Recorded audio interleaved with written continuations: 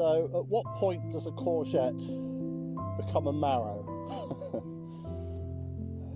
I think that should have been picked a week or so ago, but it's good.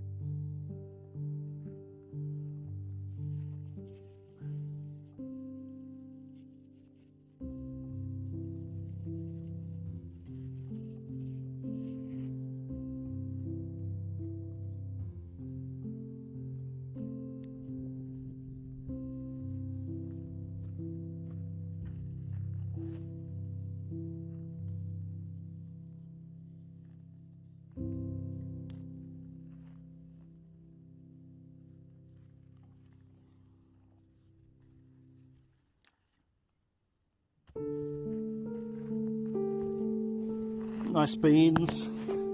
They're coming up real trumps for us. Had a lot of these this year, and as long as you keep picking them, they'll produce them. These are our runner beans, and I've got to put these stakes in, so I'll probably do that today. They like climbing up them, so they're about that height now, so I'll do that later today.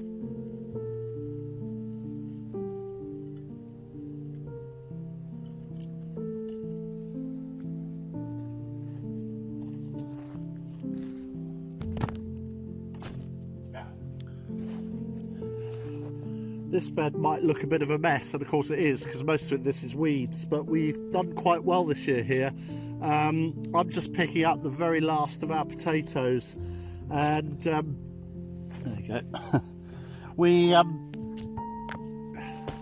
You live and learn. We didn't realise, because neither of us have ever grown potatoes before, but as they come out of the ground, you're supposed to bank up soil around the stem, and that encourages growth to the side. We didn't know that. So all we got was one layer of potatoes at the bottom, but we did quite well most of the season actually. We've got some more to plant. We'll plant them down in the other bed to save, but you shouldn't really plant in the same bed again for a while. We left a few in here because they were sort of stragglers, they weren't doing a lot. So I'm just going to pick those out now, and all these weeds have come through from where we dug the original lot out. So that's a bit of weeding to do, and whether we just leave this now for the year, I don't know. But I'm hoping to get a few more potatoes out. They don't take long to grow, so we've been chitting some more. The chitting is you just leave them, and all these eyes pop up out of them, and then you can put them in the ground. There's a few more to be had, so let's have a look.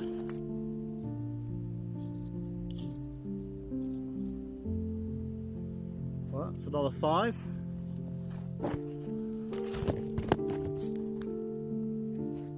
So let's see how the strawberries are doing.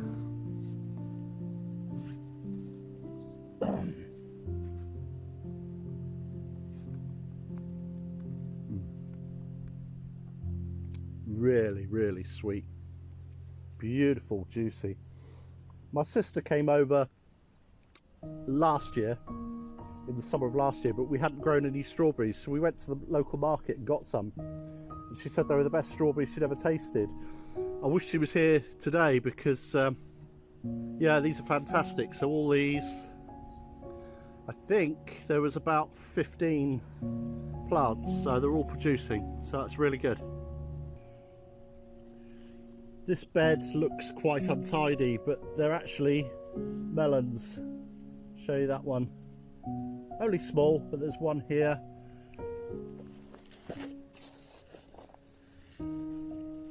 That's a bigger one. There's a few dotted around in here, but they don't have to take up a lot of space. But there you go, it's okay.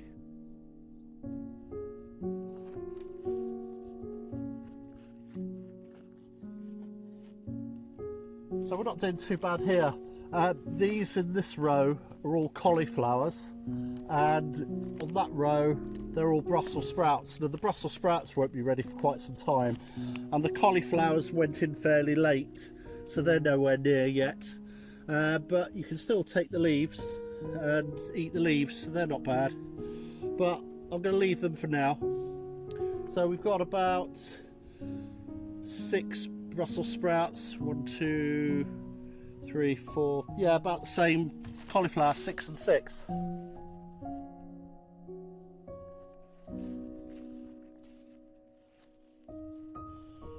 This is a row of turnips. Sadly, we put a few in the ground, but only about half actually took. Don't want that.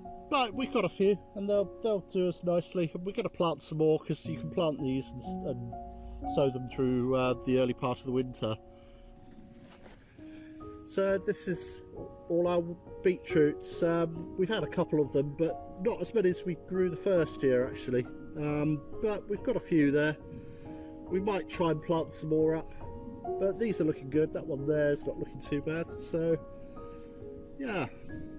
So yes, we've got curly kale, which you've seen me picking, cabbage, and what else we got? We've got Romanescus over there, which still got some way to go yet, but they're almost, a lot of people call them a cross between a cauliflower and a broccoli, but they've got a little while to go over there, and there's some more down that end. So this sprawling mass, there are butternut squashes. Yeah, I didn't realise they took up that much room. I knew they spread. Let's see, we've got a few, but again, they're not... There's one. That's in its early stage. They took a bit of time getting going, and we weren't convinced they were going to get going, and then they suddenly went mad. And there's some more in here. And there's the custard marrows, which you've seen me. We've got loads of them, so I've got to actually pick a load of them, and you can store them for quite some time, so in the pantry, nice and cool. Yeah.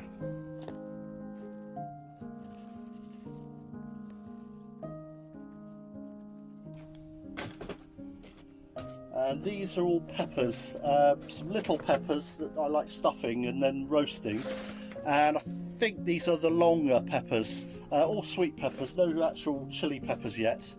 But we planted a load of these up and none of them took.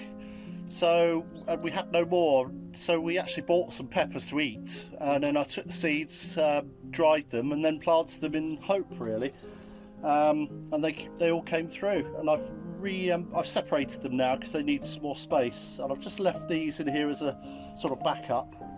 But quite honestly, 10 plants of those, 10 of those, that should do us. Yeah, so they're again a bit behind, but not bad. Yeah, so we were right up to date. If you remember, I had a target of getting all these beds down by the end of March, and I achieved that target. We got our seeds in pots, etc., but that's all we've got, and I'm afraid March and April were really slow to get going. They were really cool, below average temperatures by far, and a lot of seeds just didn't take. But funny enough, talking to people around the village, and Susie and Rob had the same problem over the road, just things didn't take, and then a bit of frost and whatever, and by the end of April we were thinking, well, are we ever going to get anything? But it started to happen, but we're good few weeks behind where we'd like to be, but we're eating our own food now. And the leeks, we planted a load of white leeks and a load of red leeks. Really love the red leeks, but not one red leek came up, and we're out of seeds now, so we've got no red leeks, and I love them. There's a few other things behind me which we're going to plant into the ground now. And this trough here, we've got lots of radishes and lettuce, etc. in there, but that's our second growing actually. We've already had one load of radishes and one load of lettuce, so we actually took some of the lettuce out here to give the new stuff a chance. And we've got 3 tomato plants here, which are only little like cherry type tomatoes, and they gave us loads of cherries, the 3 of them, but they're now done. But I'll show you our tomatoes over there in a moment. There's a few other things here, can't remember what, but so yeah, it's okay. But I think one thing we now realise, I'm standing in what was originally the Chateau greenhouse, and I really need to think about rebuilding it, because we wouldn't have had this problem with the cold in March and April if we'd had this.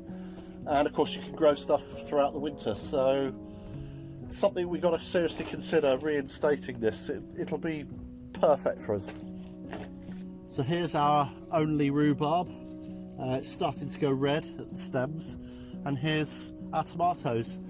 They're all green at the moment, but there's a load of them, and I've got these stakes to put in here just to help them up. We've put these little stakes in, but they've outgrown them, so we need to sort that out.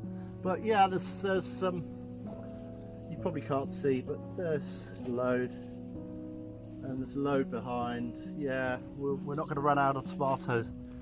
So what else have I been doing since you've been gone? Well, it's only a couple of days ago. Well, I've been pottering around in here, and I've done the usual bit of strimming, got the lawnmower out and went around the grounds, etc. But I didn't film that as such, because you've seen all that before. And Susie's back later from the UK, but she's bringing, well, she was bringing one very important person, but it turns out she's bringing two people back with her now, two very important people. And it was originally planned that Susie would go over for 2 or 3 days and then bring our granddaughter Evangeline back. And then Charlotte, Evangeline's mum, was going to follow on in a few days' time and spend a week here and then take Evangeline back home later. But Charlotte's actually decided she's going to come with Evangeline and Susie. So it's the three of them I'm picking up from the airport later. But of course, one of the last things Susie said to me before she left was, right, I've cleaned the house, it's all dusted, don't make a mess. Well, I mean, how do you define mess? I mean, obviously I wouldn't do anything to make a mess. I mean, me. Unbelievable. Now I have a little task to perform, and that is actually to do with Evangeline, but I need to go and get changed because it could get a little bit messy, but obviously not in the house.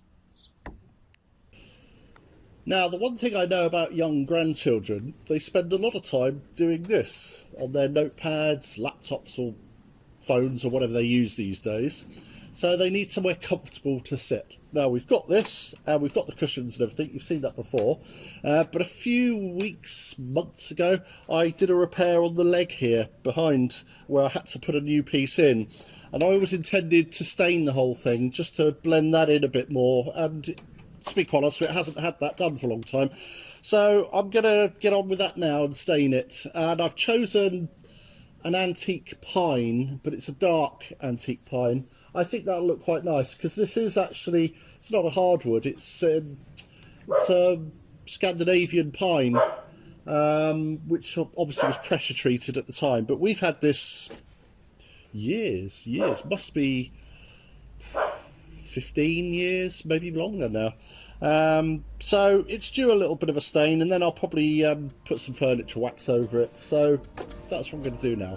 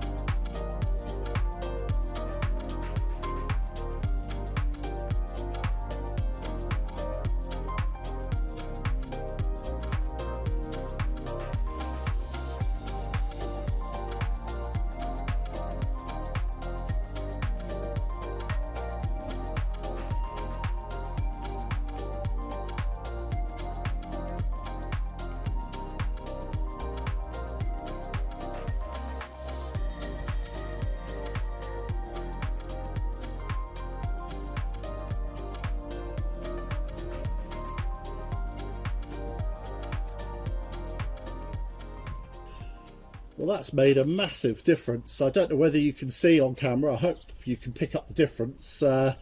Yeah, that's looking really lovely, and it was definitely the right choice. I like the antique pine. It's a nice rich sort of colour, and it's an obvious one to put on pine, basically, or a fir. If you try and put it on a oak or something like that, it just wouldn't look right. So it's the right choice for this piece. It's a bit fiddly here in between the webbing. I haven't been too precious about the webbing because we do have to replace it every now and then, but I did get a little brush and I was brushing in between the best I could. So yeah, I'm going to leave that to dry, soak in, and then I'll probably put some furniture wax on it. Yeah, so I'm pleased with that. It's a job I wanted to do, but I got sidetracked with other jobs, so which is often the case here.